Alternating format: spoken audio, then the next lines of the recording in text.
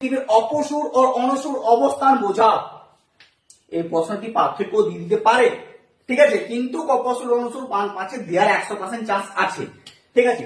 4 নম্বর হচ্ছে সম্পদ সংরক্ষণের উপায়গুলি সম্পর্কে লেখো। সম্পদ সংরক্ষণ ভেরি ভেরি মোস্ট ইম্পর্টেন্ট প্রশ্ন, বারবার বলছি একদম মিস করো না।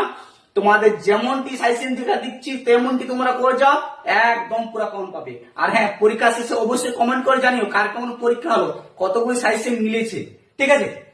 দেখো 5 নম্বর হচ্ছে সবচেয়ে বেশি পূর্ব ভারতের অধিক সংখ্যক তাপবিদ্যুৎ কেন্দ্র গড়ে উঠেছে কেন? পূর্ব ভারতে অধিক সংখ্যক তাপবিদ্যুৎ কেন্দ্র গড়ে উঠেছে কেন? এই প্রশ্নটি প্রায় স্কুলে দেই।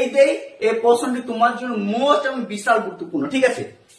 6 নম্বর হচ্ছে জলবিদ্যুৎ উৎপাদনে অনুকূল প্রাকৃতিক পরিবেশের উল্লেখ করো।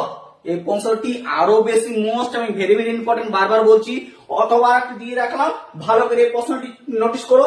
চিত্র সহ বেড ফ্লোট লেভেল পরীক্ষাটি বিবৃতি করো। এটা মান তোমাদের 3 দিতে পারে, ঠিক আছে। আর এর সঙ্গে একটা যে কোনো জিপিএস বা কিছু একটা অ্যাড করে দিবে, মান 5 করে দিবে, ঠিক আছে। এই যে 6টি তোমাদের প্রশ্ন দিলাম, এই 6টি তোমরা বারবার বলছি ভালো করে প্র্যাকটিস করো, ঠিক আছে। এখান থেকে তোমরা কমন পাবে।